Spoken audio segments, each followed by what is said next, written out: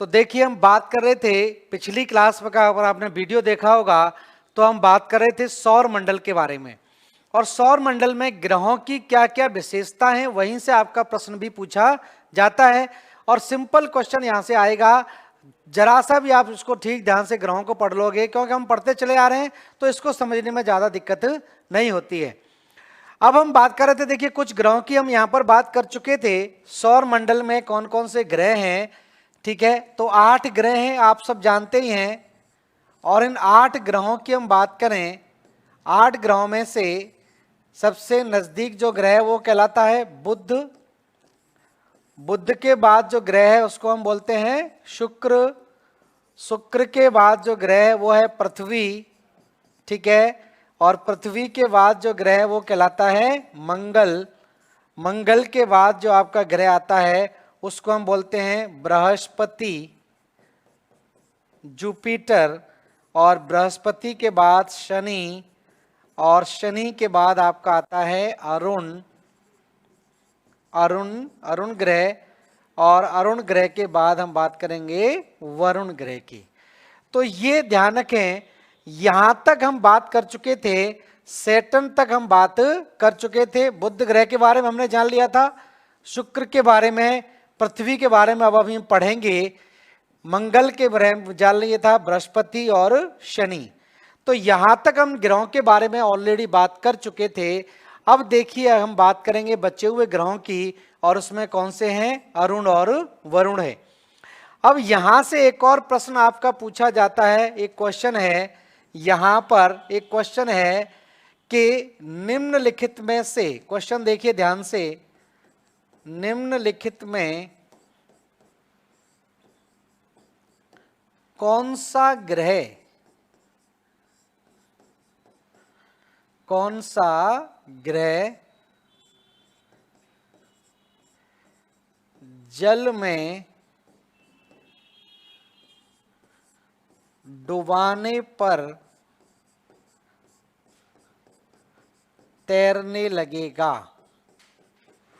कौन सा ग्रह जल में डुबाने पर तैरने लगेगा? इस तरह से थोड़ा सा कहानी बना के, भूमिका बना के प्रश्न पूछा जाएगा, सीधा सीधा नहीं पूछा जाएगा। तो कौन सा ग्रह जल में डुबाने पर तैरने लगेगा? ऑप्शन आपको दे देंगे बुध, बुध ऑप्शन दे देंगे, ऑप्शन दे देंगे शुक्र, ऑप्शन दे देंगे शनि, और ऑप्शन दे देंगे वरुण। तो इन चारों में से कौन सा आंसर आपको लग रहा है और क्यों, वो आपको जवाब देना है, ठीक है।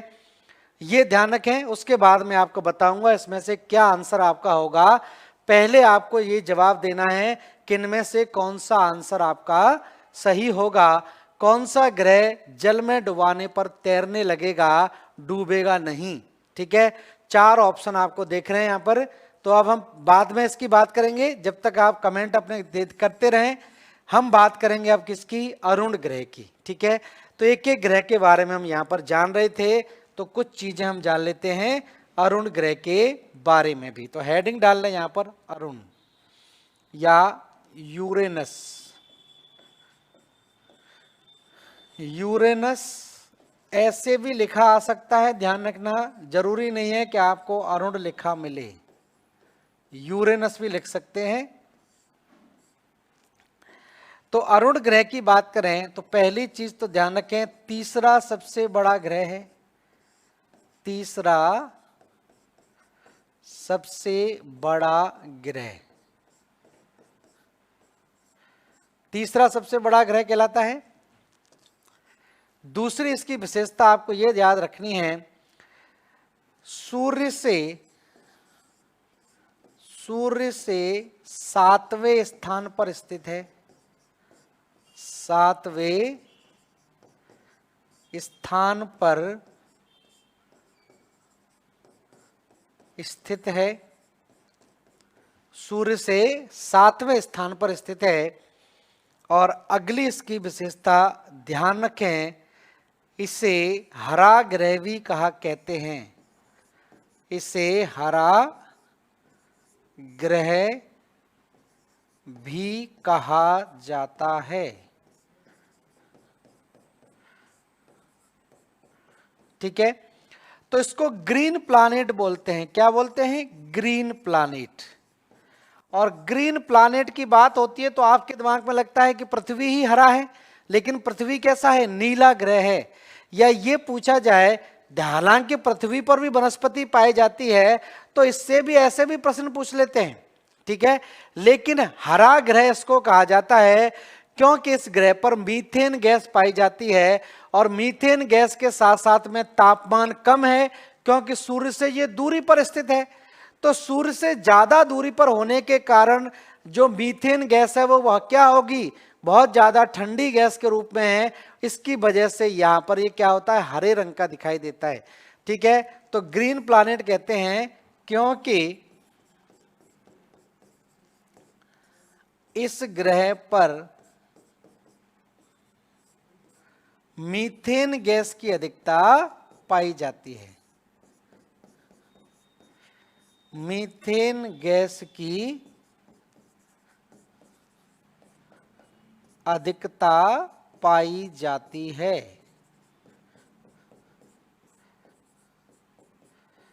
तो मीथेन गैस की अधिकता पाई जाने के कारण हम इसको क्या बोलते हैं?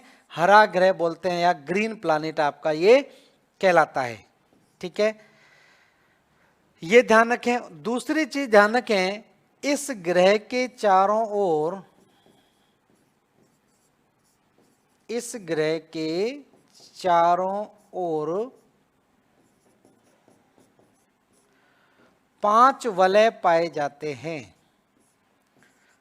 5 वलय, 5 रिंग्स, 5 वलय पाए जाते हैं। तो इसके चारों ओर कितने वलय हैं? 5 हैं। शनि के चारों तरफ कितने? 7 थे। बाकी और ग्रह के चारों तरफ तो वलय पाए नहीं जाते। तो यही प्रश्न आपसे ये बन जाएगा कि निम्नलिखित में से कौन कौन से ग्रहों का युग्म है जिसके चारों तरफ रिंग पाए जाते हैं, या छल्ले पाए जाते हैं, या वलय पाए जाते हैं। तो वो दो ग्रह हो जाएंगे। एक तो शनि हो गया और दूसरा आपका कौन सा हो गया? यूरेनस हो गया, ठीक है। तो ध्यान रखें, इस तरह से 5 वलय पाए जाते हैं जिनको नाम दे दिया गया है alpha, beta, gamma, delta, epsilon. ये रिंग्स के नाम हैं। तो इस तरह से रिंग्स के नाम दे दिए गए, नाम पूछे नहीं जाते कभी, लेकिन ये जरूर ध्यान रखें कि इसके चारों तरफ कितने छल्ले पाए जाते हैं? 5 वलय, 5 रिंग्स या 5 छल्ले पाए जाते हैं। यही इसकी विशेषता है। और हरा ग्रह इसको कहा जाता है, ये भी आपको ध्यान रखना है। और इस ग्रह की खोज किसके द्वारा की गई थी, ये भी ध्यान रखें। तो ध्यान रखें, यूरेनस की खोज किसने की थी? यूरेनस की खोज की थी विलियम हर्शेल के द्वारा। William Herschel. तो विलियम हर्शेल एक ब्रिटिश खगोल शास्त्री था जिसके द्वारा इसकी सर्वप्रथम खोज की गई। ब्रिटिश खगोल शास्त्री। तो पहले भी मैंने इसके बारे में शायद आपको बताया होगा। इसकी खोज किसने की? खोज से पूछ लेते हैं, ठीक है। तो वरुण ग्रह की, सॉरी, यूरेनस ग्रह की खोज करने वाला या अरुण ग्रह की खोज करने वाला व्यक्ति कौन था? William Herschel.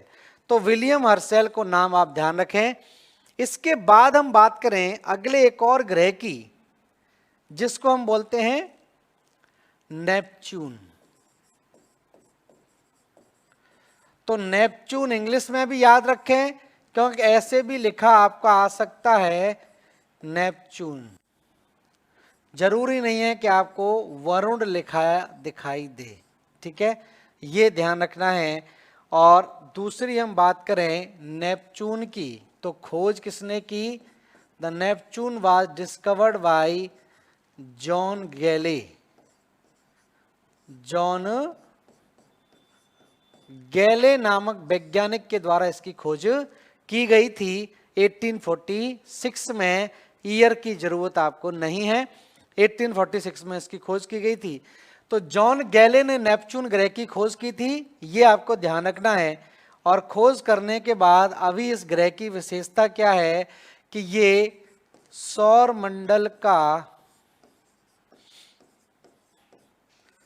सौर मंडल का सबसे बाहरी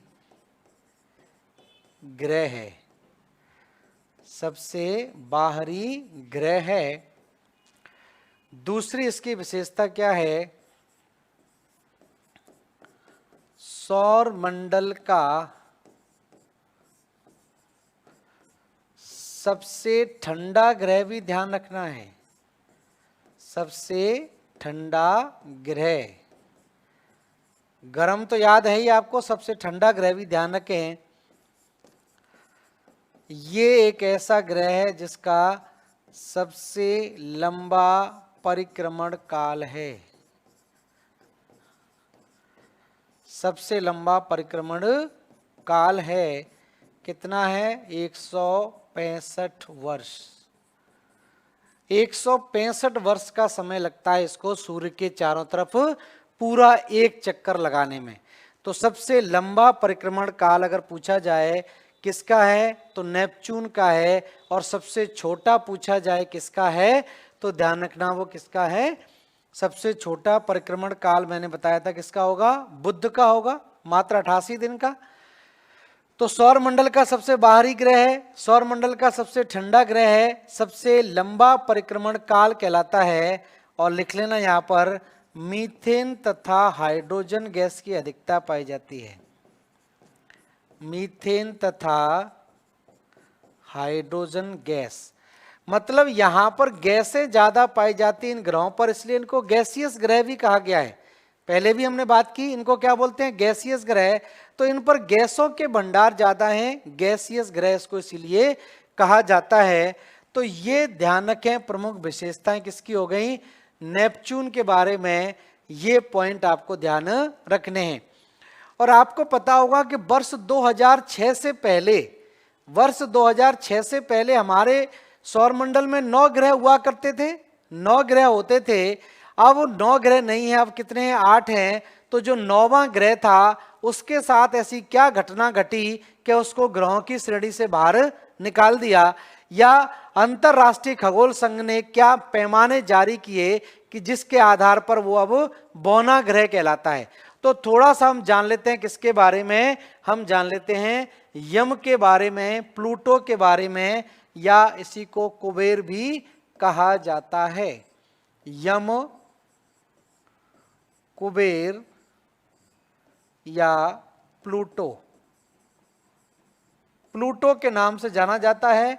1930 में इसकी खोज की गई थी, 1930 में क्लाइडस थॉम्बॉग, क्लाइडस थॉम्बॉग द्वारा खोजा गया, और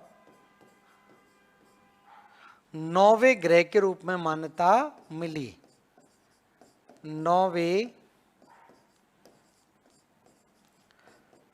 ग्रह के रूप में मान्यता मिली। ठीक है, तो 9वें ग्रह के रूप में ये विराजमान हो गया। लेकिन तभी क्या हुआ, इसके साथ में ही कई सारे खगोल विज्ञानी थे, उन्होंने और भी विभिन्न प्रकार के ग्रहों की खोज कर ली। जैसे सीरीस नामक एक ग्रह की खोज हो गई, जीना नामक ग्रह की खोज हो गई। तो और उन्होंने कई सारे ऐसे ग्रह खोज लिए जो प्लूटो के समान थे। तो उन्होंने क्या किया कि अंतरराष्ट्रीय खगोल संघ पर यह दबाव बनाना शुरू किया कि हमने जो ग्रह खोजे हैं उनको भी आप ग्रह की श्रेणी में शामिल करो। जब आपने प्लूटो को शामिल कर लिया है तो हमारे ग्रह जो हैं वो प्लूटो से बड़े हैं, तो इनको भी इसमें शामिल किया जाए। तो इस बात को लेकर जब ज्यादा समस्या पैदा हुई तो फिर यहां पर क्या किया गया कि वर्ष 2006 में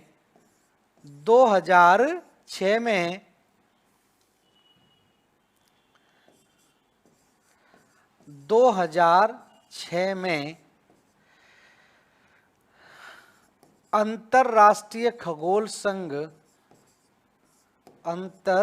राष्ट्रीय खगोल संघ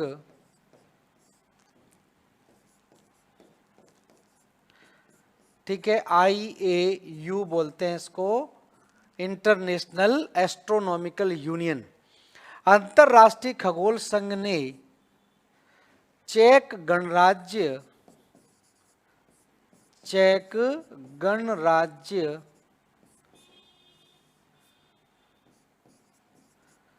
चेक गणराज्य की राजधानी प्राग में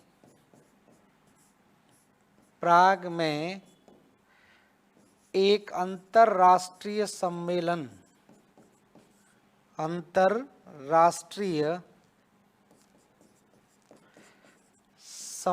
का आयोजन किया। अंतरराष्ट्रीय सम्मेलन का आयोजन किया।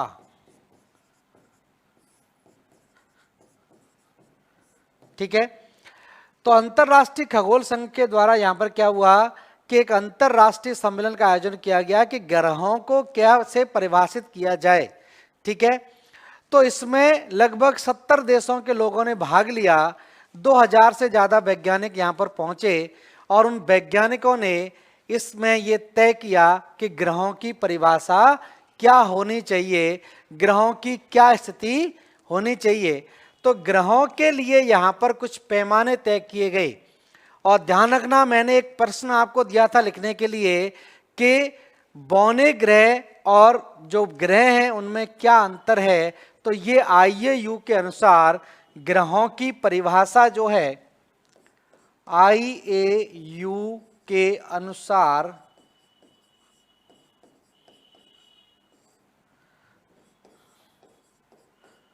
ग्रहों की परिभाषा, तो IAU के अनुसार ग्रहों की परिभाषा क्या होनी चाहिए, क्या पैमाने होने चाहिए, क्या मानक होने चाहिए।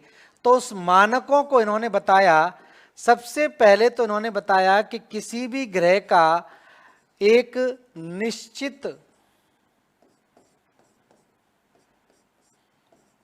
निश्चित कक्षा होना जरूरी है, ऑर्बिट होना जरूरी है। और ऑर्बिट कब होगा, जब उसका एक निश्चित गुरुत्वाकर्षण बल होगा। और गुरुत्वाकर्षण बल कब होगा, जब उसका निश्चित आकार होगा। सारी चीजें जुड़ी हुई हैं भाई। आकार के अनुसार ही क्या होता है, किसी भी ग्रह का गुरुत्वाकर्षण बल डिसाइड होता है। और यहां पर क्या हो रहा था, ये जैसे सूर्य है और सूर्य के चारों तरफ ग्रह, जितने भी ग्रह अभी तक मौजूद हैं ग्रह की श्रेणी में, वो अपनी अपनी कक्षा में परिक्रमण कर रहे हैं। सूर्य के चारों तरफ इस तरह से अपनी अपनी कक्षा में ये परिक्रमण करते हैं। लेकिन प्लूटो क्या कर रहा था, प्लूटो की क्या स्थिति थी, प्लूटो कुछ समय तक तो अपनी कक्षा में रहता था, लेकिन दूसरे की कक्षा में प्रवेश कर जाता था, फिर अपनी कक्षा में, फिर दूसरे की कक्षा में और फिर अपनी। तो इस तरह से इसके गुरुत्वाकर्षण बल कम होने के कारण ये दूसरे की तरफ क्या हो रहा था, आकर्षित हो रहा था। तो ये इसी वजह से इसको हटा दिया गया। तो एक निश्चित कक्षा होना जरूरी है, निश्चित आकार होना जरूरी है।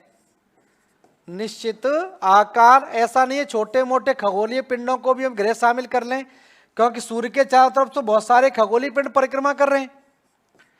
तो निश्चित आकार की आवश्यकता है। और ध्यान रखना, निश्चित घनत्व भी होना चाहिए, निश्चित घनत्व। ठीक है, तो ना कि किसी गैस के गोले को ही हम शामिल कर लें। तो यहां पर यह चीज क्या थी कि इसमें प्लूटो खरा नहीं उतरा। प्लूटो सबसे छोटा ग्रह भी था, प्लूटो गैसीय भी था, गैस ज्यादा मात्रा में थी। और प्लूटो दूसरे की कक्षा में, मतलब बगल वाले ग्रह में, नेपच्यून की कक्षा में प्रवेश कर जाता था। तो बार बार जब नेपच्यून की कक्षा में प्रवेश करेगा, क्यों, क्योंकि ये नेपच्यून की आकर्षण शक्ति के साथ क्या हो रहा था, उसकी कक्षा में प्रवेश कर जा रहा था। तो ये तीनों चीजें यहां पर आपकी बनती हैं। इसके कारण उसको अब प्लूटो को क्या बना दिया, बौना ग्रह बना दिया। तो प्लूटो अब ध्यान रखना कैसा ग्रह कहलाता है, ड्वार्फ प्लानेट कहलाता है, बौने ग्रह की श्रेणी में आता है, ड्वार्फ प्लानेट। तो बौना ग्रह कहलाता है।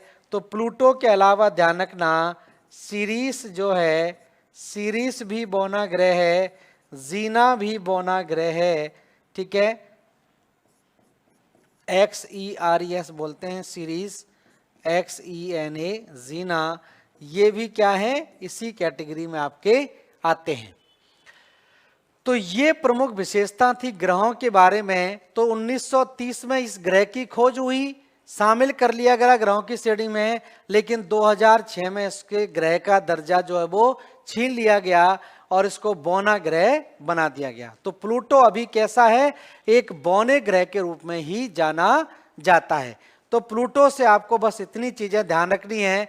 अब आ जाते हैं अपने क्वेश्चन पर। कुछ लोगों ने सही जवाब दिए हैं। तो अगर पूछा जाए कि किस ग्रह को अगर पानी में डुबाया जाए तो वो तैरने लगेगा, तो तैरेगा क्यों? क्योंकि उसका घनत्व कम होगा, और पानी के घनत्व से भी अगर बहुत ज्यादा घनत्व कम होगा तो जाहिर सी बात है वो तैरने लगेगा। और सबसे कम घनत्व वाला ग्रह कौन सा है वो आपको बताना है, तो वही ग्रह आपका तैरने लगेगा। तो घनत्व की बात होती है, तो घनत्व आप सब लोग जानते ही हैं क्या है। अगर हम घनत्व की बात करें तो सबसे कम घनत्व वाला ग्रह और सबसे अधिक घनत्व वाला ग्रह आपसे पूछा जाएगा। घनत्व के आधार, क्वेश्चन पता है कैसे आएगा? क्वेश्चन आएगा कि घनत्व के आधार कम और ज्यादा घनत्व वाले ग्रहों का सही क्रम बताइए। तो दो दो करके ऑप्शन दे देंगे। तो आपको ध्यान रखना है सबसे अधिक घनत्व किस ग्रह का है और सबसे कम घनत्व किस ग्रह का है। सबसे कम घनत्व किस ग्रह का है ये आपसे पूछा जाएगा। तो ध्यान रखना सबसे अधिक घनत्व वाला ग्रह कौन सा है? पृथ्वी है।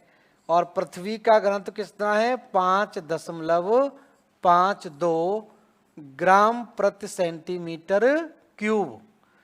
जबकि सबसे कम घनत्व किसका है? शनि का है, सैटर्न का है, और इसका घनत्व मात्र 0.70 ग्राम प्रति सेंटीमीटर क्यूब है।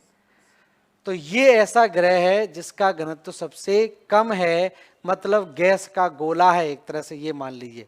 तो सबसे कम घनत्व वाला ग्रह आपको ध्यान रखना है शनि, और सबसे ज्यादा घनत्व वाला ध्यान रखना है पृथ्वी है। और इस तरह से थोड़ा सा इसको याद रखें। और दूसरा सबसे कम घनत्व वाला, दूसरा सबसे कम घनत्व वाला ग्रह, ठीक है। तो दूसरा सबसे कम घनत्व वाला ग्रह अगर पूछा जाए तो वो आपका है अरुण, ठीक है। और दूसरा सबसे अधिक घनत्व वाला, पृथ्वी से जस्ट कम, दूसरा सबसे अधिक घनत्व वाला ग्रह। तो दूसरा सबसे अधिक घनत्व वाला ग्रह अगर पूछा जाए तो ये आपको ध्यान रखना है कौन सा होगा, ये आपका हो जाएगा शुक्र। तो शुक्र का घनत्व ध्यान रखना पृथ्वी के घनत्व के लगभग बराबर आपका रहता है। तो ये ग्रहों की यहां पर हमने बात कर ली। केवल हमारे पास एक ही ग्रह बचा हुआ है जिसकी हम चर्चा करेंगे, जिस पर हम रह रहे हैं, तो उसको थोड़ा हम ज्यादा डिटेल में जानेंगे।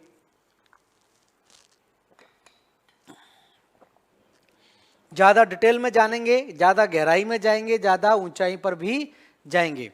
तो अगला ग्रह हम ले लेते हैं जो आपके लिए सबसे महत्वपूर्ण ग्रह है, और यही एक ग्रह है जहां पर अभी तक जीवन की संभावनाएं हैं, मतलब जीवन यहां पर पाया जाता है। संभावनाएं तो औरों पर भी हैं, लेकिन जीवन जिस पर पाया जाता है वो ग्रह आपका कहलाएगा पृथ्वी। तो बहुत इंपॉर्टेंट है, पृथ्वी के बारे में इंफॉर्मेशन यहां पर जान लेते हैं। ठीक है, तो ध्यान रखना ग्रहों में मैंने आपको जितने भी अभी तक ग्रह बताए हैं उनको आप तो एक को सूर्य से दूरी के क्रम में याद रखना है, दूसरा आकार के क्रम में याद रखना है, घनत्व के क्रम में याद रखना है, ये जरूर ध्यान रखना है। और कौन से आंतरिक ग्रह हैं, कौन से बाहरी ग्रह हैं, आंतरिक ग्रहों में सबसे बड़ा कौन सा है, बाहरी ग्रहों में सबसे बड़ा कौन सा है, सबसे ठंडा ग्रह कौन सा है, सबसे गर्म ग्रह कौन सा है, भोर का तारा किसे बोलते हैं, सांझ का तारा किसे बोलते हैं, पृथ्वी का जुड़वां ग्रह किसे कहा जाता है, सबसे धीमी घूर्णन गति करने वाला ग्रह कौन सा है, सबसे तेज घूर्णन गति करने वाला ग्रह कौन सा है, पृथ्वी के समान घूर्णन गति करने वाला ग्रह कौन सा है, विपरीत दिशा में परिक्रमण करने वाला ग्रह कौन सा है, सबसे ज्यादा उपग्रहों वाला ग्रह कौन सा है, सबसे बड़ा उपग्रह कौन से ग्रह का है। ये सारी चीजें आपको इस तरह से याद रखनी है, फैक्चुअल चीजें हैं, पता है, लगभग चीजें ज्यादातर आपको पता ही हैं, तो ये सारी चीजें ध्यान रखनी पड़ेंगी। ठीक है, तो अब हम बात करें पृथ्वी की, तो पृथ्वी आपको पता ही है ये जीवित ग्रह कहलाता है क्योंकि यहाँ पर जीवन पाया जाता है। और पृथ्वी को ध्यान रखना हम क्या बोलते हैं, पृथ्वी को नीला ग्रह कहते हैं। पृथ्वी कैसा कहलाता है, नीला ग्रह। क्यों कहलाता है नीला ग्रह, क्योंकि यहां पर क्या है, 2/3 भाग समुद्र है, 2/3 भाग जल से घिरा है।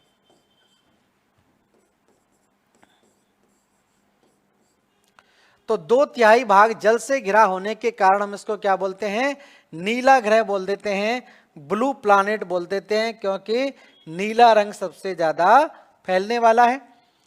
ठीक है, दूसरी चीज हम ध्यान रखें, इसका अगला फैक्ट बन जाएगा सूर्य से तीसरे स्थान पर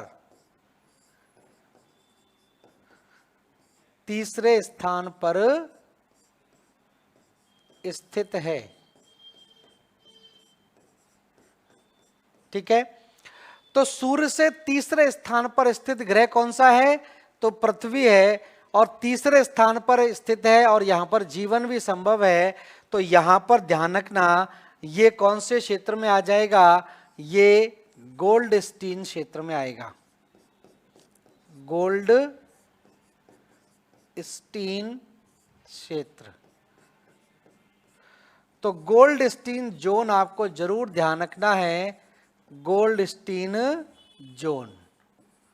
ठीक है, तो गोल्डस्टीन जोन में मैंने बताया था कि सूर्य से वह दूरी जहां पर जीवन पर्याप्त मात्रा में पाया जाता है उस क्षेत्र का कहलाता है गोल्डस्टीन क्षेत्र कहलाता है। तो पृथ्वी कौन से क्षेत्र में होगा, गोल्डस्टीन क्षेत्र में पाया जाएगा। अगला फैक्ट हम यहां पर लिखें इसके बारे में। नेक्स्ट, आकार में पांचवा सबसे बड़ा ग्रह है, पांचवा सबसे बड़ा ग्रह। ठीक है, और इसके बारे में एक और फैक्ट लिख सकते हैं, अगर आपसे पूछा जाए कि आंतरिक ग्रहों में सबसे बड़ा ग्रह कौन सा है, आंतरिक ग्रह मतलब मरकरी, वीनस, अर्थ और मार्स। तो आंतरिक ग्रहों में सबसे बड़ा ग्रह कौन सा है, तो वो कौन सा होगा, पृथ्वी होगा। आंतरिक ग्रहों में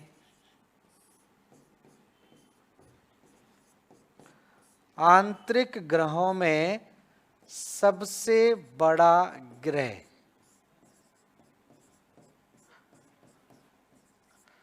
तो आंतरिक ग्रहों में सबसे बड़ा ग्रह पूछा जाए तो ध्यान रखना पृथ्वी है। और मैंने आपको बताया था इसके लिए आपको याद रखना है क्या, ईवीएम।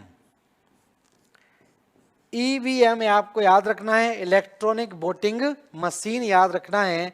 और ईवीएम याद रखेंगे तो आंतरिक ग्रहों में ई से कौन आ जाएगा, अर्थ आ जाएगा। अर्थ से ठीक छोटा कौन हो जाएगा, वी से वीनस हो जाएगा। और वीनस के बाद एम से कौन आ जाएगा, मार्स आ जाएगा। ठीक है, तो एक चीज आपके और ध्यान रखनी है, ध्यान रखना यहां पर कौन था, जुपिटर, जुपिटर के बाद सैटर्न, सैटर्न के बाद यूरेनस, और यूरेनस के बाद कौन था? नेपच्यून था, नेपच्यून था। ठीक है, तो आपसे ये पूछा जा सकता है, अगर आपको ये कहानी याद है, ये तो सारे के सारे बाहरी ग्रह हैं, और बाहरी ग्रह अपने आकार के अनुसार ही अपनी अपनी कक्षा में विराजमान है। यहां पर बृहस्पति है, शनि है, यूरेन आपका अरुण है और वरुण है। आपसे पूछा जाएगा कि पृथ्वी से ठीक बड़े और ठीक छोटे ग्रह के नाम बताइए। ऑप्शन दे देंगे दो दो करके। तो पृथ्वी से ठीक बड़ा ग्रह कौन सा हो जाएगा? पृथ्वी से जस्ट बड़ा ग्रह कौन सा हो जाएगा? नेपच्यून हो जाएगा। और पृथ्वी से ठीक छोटा ग्रह कौन सा हो जाएगा? वीनस हो जाएगा। क्लियर है? उम्मीद है क्लियर होगा। प्रश्न देखना सिंपल नहीं होगा, फंसाने के लिए पूछा जाएगा, कंफ्यूजन पैदा करने का ही एग्जाम है। एग्जाम का मतलब ही होता है कि आपको कंफ्यूज किया जाए, और जहां आप कंफ्यूज नहीं होंगे तभी आप आरएएस भी बन सकते हैं। क्योंकि एक आरएएस अधिकारी जब आप बनेंगे और आप किसी भी काम को लेकर कंफ्यूज हैं, दोहरा माइंड आपका हो रहा है, तो जाहिर सी बात है आप डिसीजन नहीं ले सकते। ये सारा का सारा एग्जाम किसके लिए है? सारा का सारा क्या है? डिसीजन मेकिंग के लिए है। ऑफिसर्स लाइक क्वालिटी उसी को कहा जाता है कि आपने जो डिसीजन ले लिया वही फाइनल होना चाहिए। आपने जो लक्ष्य तय कर लिया उसी पर आप पीछे पूरी तरह से पीछे पड़ जाएंगे, तभी उस लक्ष्य को प्राप्त कर सकते हैं। बिल्कुल टारगेट को फोकस करके आप चलेंगे तो आपको कोई नहीं रोक सकता है, लेकिन टारगेट से जब आप भटक जाएंगे तो मामला क्या होगा? गड़बड़ हो जाएगा। जैसे प्लूटो भटक रहा था अपनी कक्षा से, तो प्लूटो को क्या कर दिया? बाहर का रास्ता दिखा दिया, दर्जा छीन लिया, बौना ग्रह उसको साबित कर दिया। उसी तरह से आपको ध्यान रखना है। तो पूरा का पूरा भूगोल भी आपको सारी की सारी शिक्षाएं देता है इसी वजह से। तो देखिए यहां पर मैं कह रहा हूं कि आपसे यह नहीं पूछा जाएगा कि पृथ्वी कौन सा सबसे बड़ा ग्रह है। ये तो आसान क्वेश्चन हो जाएगा। ये एक आरएएस के लिए प्रश्न थोड़ी हुआ, आरपीएससी ऐसा क्वेश्चन तो बनाएगा नहीं। कांस्टेबल में ही ये क्वेश्चन आपका पूछा जाएगा। आपसे ये पूछा जाएगा कि पृथ्वी से ठीक बड़ा और ठीक छोटे ग्रहों का सही युग्म बताइए, तो दो दो करके युग्म बना देंगे। तो अगर आपको थोड़ा सा हिंट याद रहेगा तो आंतरिक ग्रहों में ईवीएम याद रखें, तो पृथ्वी से ठीक पहले कौन आ जाएगा? नेपच्यून आ जाएगा, और ठीक बाद में कौन आ जाएगा? वीनस आ जाएगा। तो ध्यान रखना, आंतरिक ग्रहों में मैं जब भी ऑफलाइन क्लास में बच्चों से प्रश्न पूछता हूं कि आंतरिक ग्रहों में यह चार ऑप्शन आपको दे दिए जाते हैं, चार ऑप्शन दे दिए जाते हैं, मरकरी, वीनस, अर्थ और मार्स। और यहां से पूछा जाता है कि इनमें चारों में सबसे बड़ा ग्रह कौन सा है? तो 90% बच्चे मंगल ग्रह को बड़ा बताते हैं, मार्स को बड़ा बता देते हैं, मार्स को बड़ा बता देते हैं। जबकि आंतरिक ग्रहों में सबसे बड़ा ग्रह कौन सा है? पृथ्वी है। पृथ्वी को बड़ा ग्रह इसमें मानते नहीं है। मार्स को इसलिए बड़ा लगता है क्योंकि इसके दो उपग्रह हैं। अरे उपग्रह अलग चीज है, ग्रह अलग चीज है। तो आकार में आंतरिक ग्रहों में सबसे बड़ा ग्रह कौन सा लगाना है? पृथ्वी लगाना है। और पृथ्वी से ठीक छोटा कौन सा है? वीनस है। आकार और घनत्व में वीनस लगभग पृथ्वी के बराबर है, इसी वजह से इसको क्या कहा गया है? जुड़वा ग्रह भी कहा गया है। तो उम्मीद है ये क्लियर हो गया होगा पॉइंट। तो पृथ्वी से ठीक बड़ा ग्रह लिख लेना नेपच्यून है, और ठीक छोटा ग्रह कौन सा है? शुक्र है। ठीक है, मंगल तो यहां पर आता है, और मंगल के बाद कौन आ जाता है? बुध आ जाता है। इसके बाद कौन सा आ जाएगा? सबसे छोटा ग्रह आ जाएगा। तो मंगल दूसरा सबसे छोटा ग्रह है, न कि पृथ्वी से बड़ा है। ठीक है, क्लियर हो गया होगा। तो ये पॉइंट ध्यान रखें, आंतरिक ग्रहों में सबसे बड़ा ग्रह कौन कहलाता है? पृथ्वी कहलाता है।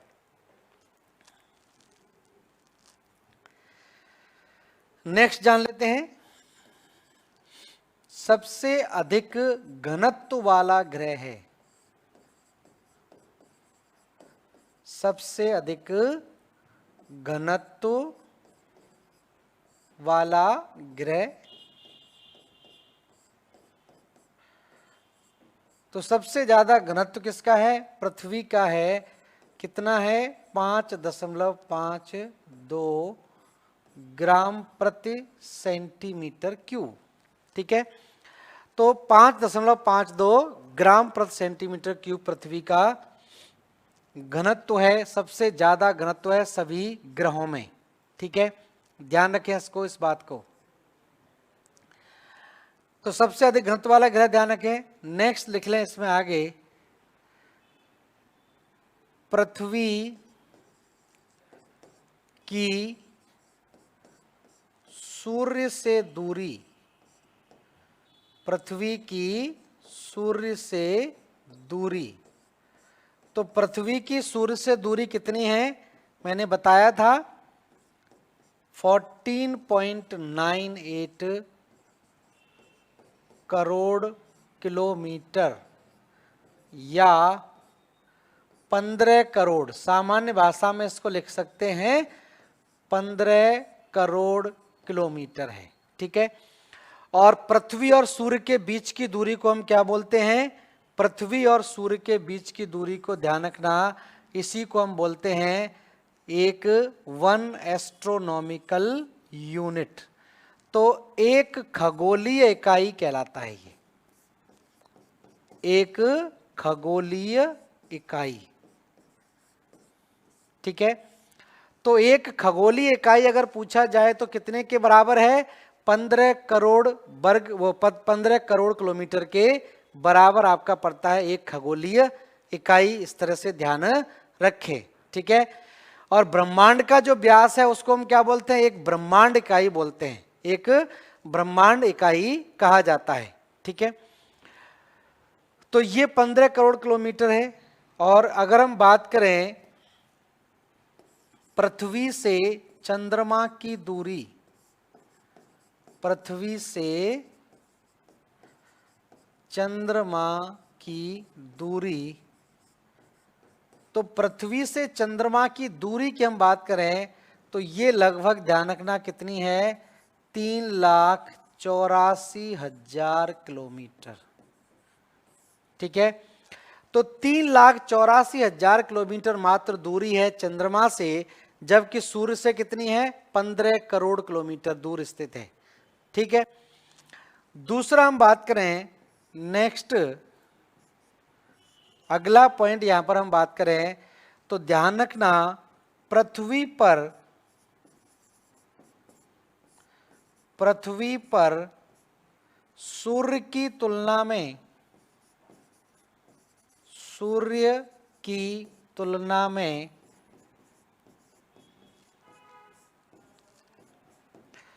चंद्रमा का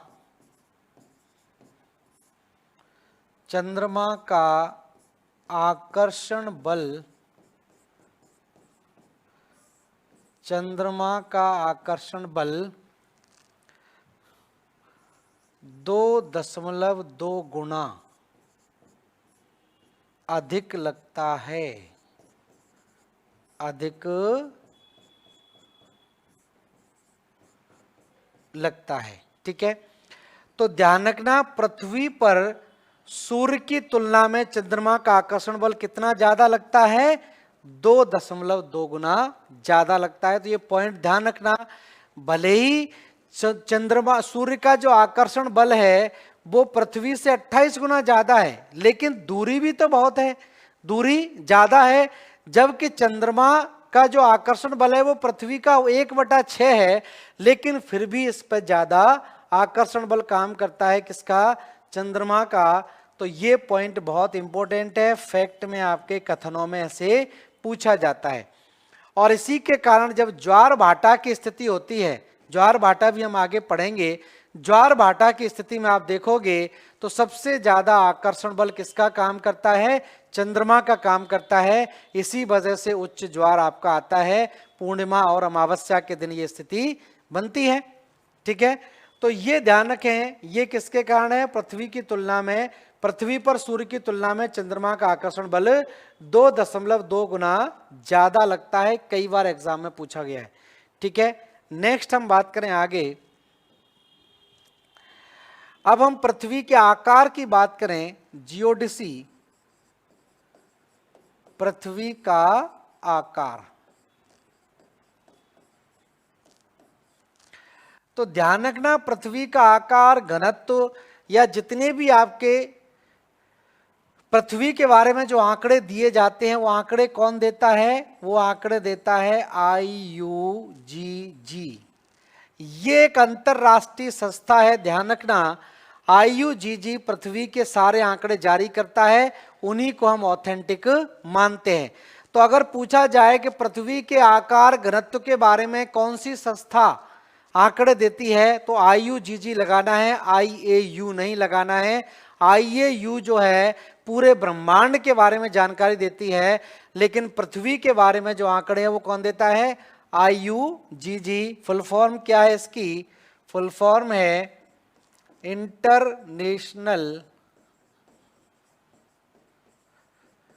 इंटरनेशनल यूनियन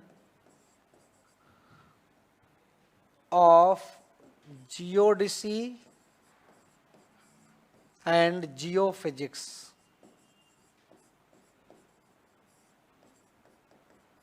ठीक है, International Union of Geodesy and Geophysics, ये इसकी फुल फॉर्म है IUGG की। हिंदी में लिखें तो लिख लेना भूभौतिकी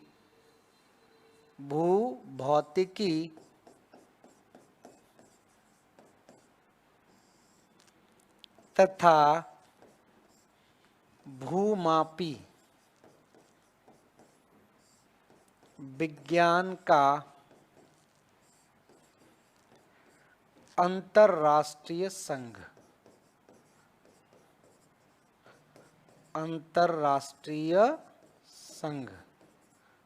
ठीक है, हेडक्वार्टर इसका आप खुद पता लगाएंगे, सारी चीजें मैं नहीं बताऊंगा, अगर नहीं पता लगेगा तो मैं नेक्स्ट क्लास में बताता हूं। तो ध्यान रखना, भूभौतिकी तथा भूमापी विज्ञान का अंतरराष्ट्रीय संघ है, IUGG कहलाता है। और आपसे पूछा जाएगा कि पृथ्वी का आकार किस प्रकार का है और किसके अनुसार है, तो IUGG के अनुसार पृथ्वी का आकार क्या है? पृथ्वी का आकार है जियोड शेप। ध्यान रखना, यही टेक्निकल टर्म है, GEOID, जियोड शेप। जियोड को अगर हिंदी में देखें तो इसको बोलते हैं भूआभ कहलाता है, या पृथ्वाकार भी इसको बोल देते हैं। पृथ्वाकार इसको क्यों कहा जाता है? क्योंकि मान लीजिए हम बात करें इस तरह से, जैसे कहीं कहीं देख देते हैं कि पृथ्वी का आकार स्फेरिकल है, अंडाकार है। ठीक है, तो अंडाकार अगर होगा, अंडा आपने देखा होगा, तो अंडा तो बिल्कुल स्मूथ होता है। अंडा का आप देखेंगे यहां से सब जगह पर एंगल एक जैसा ही बनेगा, इस तरह की स्थिति बनेगी। लेकिन क्या पृथ्वी इस तरह की है? पृथ्वी अगर देखा जाए तो पृथ्वी की स्थिति भूपृष्ठ के चारों तरफ इस तरह से दिखाई देती है, उभरे हुए और धसे हुए भाग के रूप में नजर आती है। तो पृथ्वी की स्थिति तो ऐसी है, तो इस तरह का तो कोई अंडा नहीं होता, कोई स्फेरिकल नहीं होता। इसी वजह से IUGG ने इसका आकार क्या रख दिया? जियोड शेप रख दिया। इस तरह से इसका नहीं है, तो यहां पर कहीं उठे हुए भाग हैं, कहीं धसे हुए भाग हैं, कई महाद्वीप हैं, कई महासागर हैं, कई पर्वत हैं, कई घाटियां हैं। तो पूरा का पूरा ऊपरी सतह कैसी है? वो आपकी उबड़ खाबड़ है।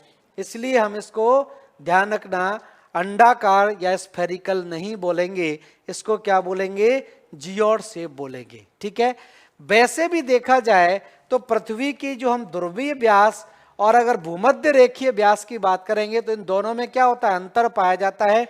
तो पृथ्वी को हम गोलाकार भी नहीं बोल सकते, क्योंकि पृथ्वी पूर्णतः गोल नहीं है। ठीक है तो देखिए इसी में आगे देखें तो ये मान लीजिए पृथ्वी है, तो पृथ्वी कुछ इस तरह की दिखाई देती है, ऐसी स्थिति पृथ्वी की दिखाई देती है। मतलब ये वाली लंबाई इस लंबाई की तुलना में क्या है? ज्यादा है। ठीक है, तो इसको हम क्या बोलेंगे? इसको हम बोल देंगे विषुवतीय व्यास। विषुवतीय व्यास कहलाएगा, या इक्वेटोरियल डायमीटर, इक्वेटोरियल डायमीटर,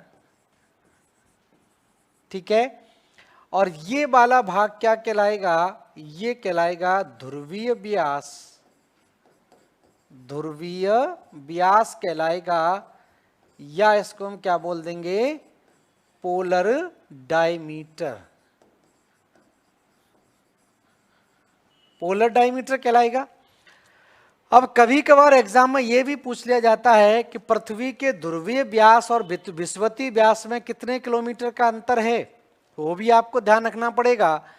तो पृथ्वी के देखिए ध्रुवीय व्यास की हम बात करें तो इसकी लंबाई है 12,714 किलोमीटर। कितनी है, 12,714। और विषुवतीय व्यास की बात करें तो इसकी लंबाई है 12,756 किलोमीटर है। तो आप अपने आप बता सकते हैं कि पृथ्वी के ध्रुवीय व्यास में और विषुवतीय व्यास में कितने किलोमीटर का अंतर है। हो जाएगा क्लियर माइनस करके। दूसरा पूछा जाता है कि पृथ्वी पर सबसे बड़ा व्रत कौन सा बनता है, महान व्रत की बात हो रही है। तो पृथ्वी पर सबसे बड़ा व्रत कौन सा बनेगा, यहां वाला व्रत सबसे बड़ा व्रत बनेगा, क्योंकि यहां पर पृथ्वी की व्यास की लंबाई सबसे ज्यादा है। और दूसरा बड़ा व्रत कौन सा बनेगा, वो आपका बनेगा ध्रुवीय महान व्रत। तो पृथ्वी पर दो महान व्रत बनते हैं, एक कहलाता है विषुवतीय महान व्रत, विषुवतीय महान व्रत, equatorial great circle, equatorial great circle. और दूसरा इधर कहलाएगा, इसको हम क्या बोल देंगे, पोलर ग्रेट सर्किल, ध्रुवीय महान व्रत, ध्रुवीय महान व्रत या पोलर ग्रेट सर्किल। ये दो सर्किल बनते हैं जिसमें ध्रुवीय महान व्रत की लंबाई 40,008 किलोमीटर है और विषुवतीय व्यास की लंबाई 40,076 किलोमीटर है। तो खुद ही देख लीजिए कौन सा बड़ा व्रत यहां पर बनेगा, ठीक है। तो ये पृथ्वी का केंद्र आपका हो जाएगा और ये इसी तरह से हम रेडियस भी निकाल सकते हैं। तो पृथ्वी की त्रिज्या अगर पूछी जाए कितनी है, त्रिज्या या रेडियस अगर पूछी जाए कितनी है, तो रेडियस कितनी हो जाएगी, 6371 किलोमीटर है। ये पृथ्वी की त्रिज्या है, रेडियस है, ठीक है। उसका लगभग आधा हो जाएगा, औसत दोनों का निकाल लेंगे, क्योंकि औसत निकालना ही पड़ेगा। यहां से रेडियस निकालेंगे तो वो आपकी यहां कहीं होगी और यहां से निकालेंगे तो इधर, क्योंकि दोनों में अंतर है। तो एवरेज हम रेडियस निकालते हैं, एवरेज त्रिज्या निकालेंगे तो आंसर आपका कौन सा आ जाएगा, 6371 आपका इसमें रहेगा। तो ये तो क्लियर हो गया होगा क्या है भूमापी, जियोडिसी की हम बात कर रहे हैं, पृथ्वी का आकार किस प्रकार से दिखाई देता है, ठीक है। अब देखिए हम बात करें पृथ्वी का पृष्ठ क्षेत्रफल, पृथ्वी का सरफेस एरिया क्या है और सरफेस एरिया किस प्रकार से विभाजित है। तो नेक्स्ट हम बात करते हैं पृथ्वी का पृष्ठ क्षेत्रफल, पृथ्वी का पृष्ठ क्षेत्रफल, ठीक है। तो पृथ्वी के पृष्ठ क्षेत्रफल की देखिए बात करें तो आपको पृथ्वी का पृष्ठ क्षेत्रफल भी पता होना चाहिए, कितना है, 51.1 करोड़ वर्ग किलोमीटर है। तो पृथ्वी का कुल पृष्ठ क्षेत्रफल कितना है? 51 करोड़ वर्ग किलोमीटर लगभग मान लीजिए। और ये दो भागों में बट जाता है, दो पार्ट में इसको हम क्या करते हैं? बांट देते हैं। कौन कौन से दो पार्ट कहलाएंगे? एक तो आपका कहलाएगा, इसको हम बोलेंगे स्थल भाग, स्थल क्षेत्र, लैंड एरिया, और दूसरा क्या कहलाएगा? जल क्षेत्र कहलाएगा, जल क्षेत्र। तो आप जानते ही हैं 2/3 भाग किससे घिरा हुआ है? जल से घिरा हुआ है, जबकि 1/3 भाग केवल क्या है? स्थल भाग है। ठीक है, तो 1/3 स्थल है और 2/3 क्या है? जल क्षेत्र से घिरा हुआ है। तो स्थल भाग की अगर हम बात करें तो कुल इसमें से अगर स्थल भाग निकालें तो ध्यान रखना 14.8 लगभग 14.8 वर्ग किलोमीटर केवल क्या है? स्थल भाग है। और लगभग 36 करोड़ वर्ग किलोमीटर में क्या फैला हुआ है? जल फैला हुआ है। ठीक है, वैसे भी अगर हम बात करें तो वैसे भी अगर आप देखोगे तो लगभग 71% क्या है? ये कितना हो जाएगा? 71% है,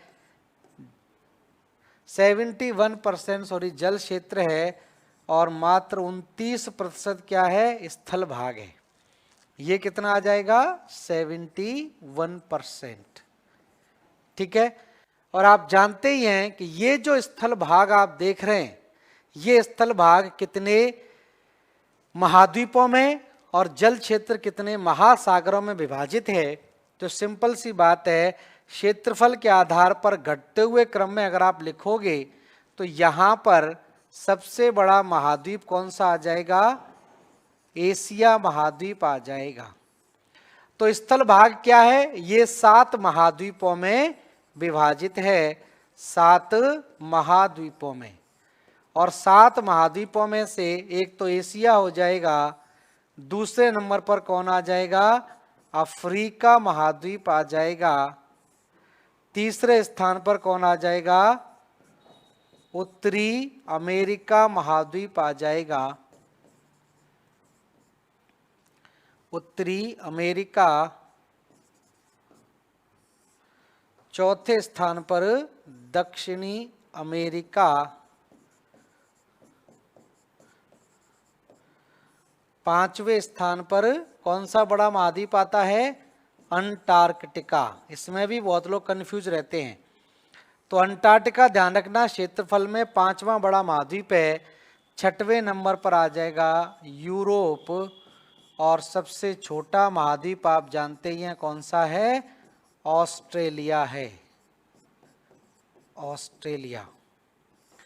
तो ये महाद्वीपों का क्रम ध्यान रखें, घटते हुए क्रम में है। 7 महाद्वीपों को अगर लेकर चलते हैं तो ठीक है। तो 7 महाद्वीप यहाँ पर क्या है? ये घटते हुए क्रम में है, स्थल भाग है। ठीक है, और इसमें सबसे बड़ा एशिया है, फिर अफ्रीका है, घटते हुए क्रम में। और जल क्षेत्र की बात करें तो जल क्षेत्र को हमने क्या किया है? 5 महासागरों में विभाजित किया है, 5 महासागर। और 5 महासागरों में सबसे बड़ा महासागर आप जानते ही हैं कौन सा है?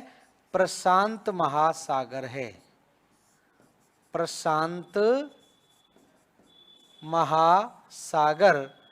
और प्रशांत महासागर का अकेले का ही क्षेत्रफल आपको मैं बता दूं 16 लाख वर्ग किलोमीटर है। कितना है? 16 लाख वर्ग किलोमीटर अकेला प्रशांत महासागर का आकार है। और हमारे पास केवल 7 महाद्वीपों को मिला के स्थल भाग कितना है? मात्र 14.8 है।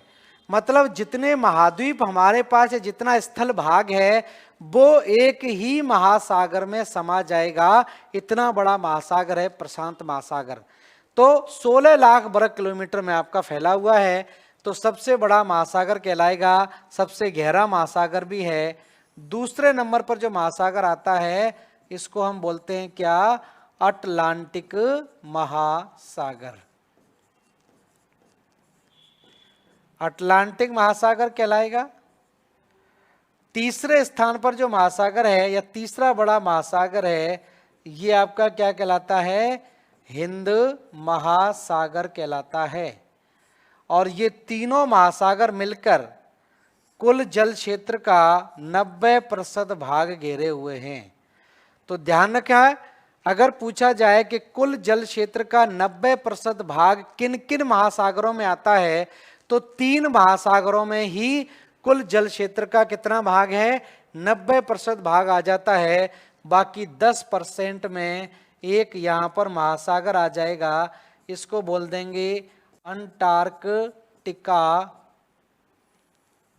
या दक्षिणी महासागर। अंटार्कटिका या दक्षिणी महासागर कहलाएगा। और एक और जो सबसे छोटा है, इसको बोलते हैं उत्तरी सागर या आर्कटिक महासागर आपका आ जाएगा। तो 5वें नंबर पर यहां कौन आ जाएगा, आर्कटिक या उत्तरी महासागर। तो इस तरह से अगर देखा जाए तो स्थल भाग को 2 पार्ट में बांट दिया। 71% में जल है और 29% में केवल क्या है, 29% में आपका आता है स्थल भाग। तो स्थल भाग जो 14.8 करोड़ वर्ग किलोमीटर में फैला हुआ है, ये 7 महाद्वीपों में विभाजित है। 7 महाद्वीपों को घटते हुए क्रम में यहाँ पर लिखा गया है। एशिया, अफ्रीका, उत्तरी अमेरिका, दक्षिणी अमेरिका, अंटार्कटिका, यूरोप और ऑस्ट्रेलिया। और इधर की हम बात करें, जल क्षेत्र जो 36 करोड़ वर्ग किलोमीटर में फैला हुआ है लगभग, इसमें 5 महासागरों में है। और एक ही महासागर मैंने बताया था इतना बड़ा है कि इसमें सारे के सारे महाद्वीप डूब जाएंगे, और वो कौन सा है, प्रशांत महासागर है। तो प्रशांत महासागर लगभग 16 करोड़ वर्ग किलोमीटर में फैला और सबसे बड़ा महासागर आपका कहलाता है। तो ये कुछ जानकारी हमने रखी किसके बारे में, पृथ्वी के बारे में। आप जानते ही हैं ये सारी है, और भी हम बात करेंगे आगे, ठीक है। जैसे पृथ्वी की गतियों से संबंधित आपके प्रश्न पूछे जाएंगे, पृथ्वी की उत्पत्ति से कौन कौन से सिद्धांत हैं, और उसके बाद पृथ्वी की उत्पत्ति से भी प्रश्न आपके बनते हैं।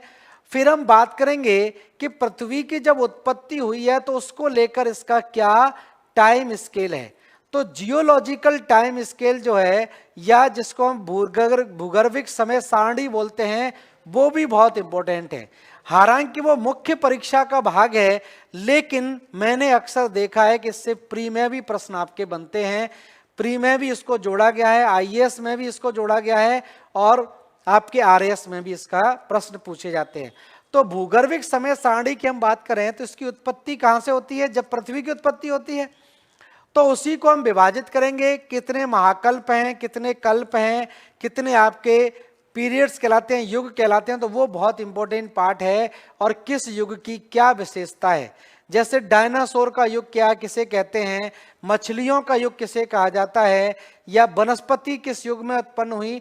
तो ये कुछ युग की विशेषताएं हैं, उसको हम जानेंगे। और उसके बाद हम जानेंगे किस किस तरह से बलित पर्वतों का भी निर्माण, या किस समय कौन से पर्वत बने हैं।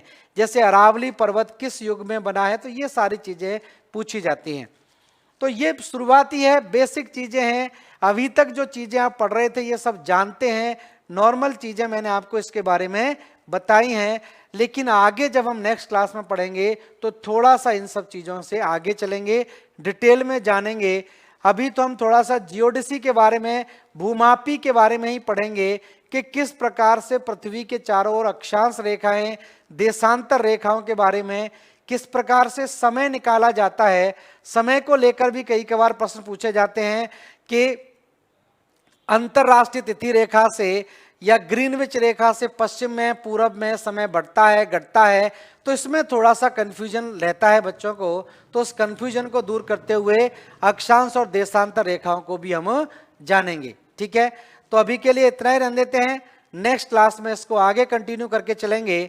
सभी लोगों के जुड़ने के लिए बहुत बहुत धन्यवाद। नमस्कार सभी लोगों को, थैंक यू।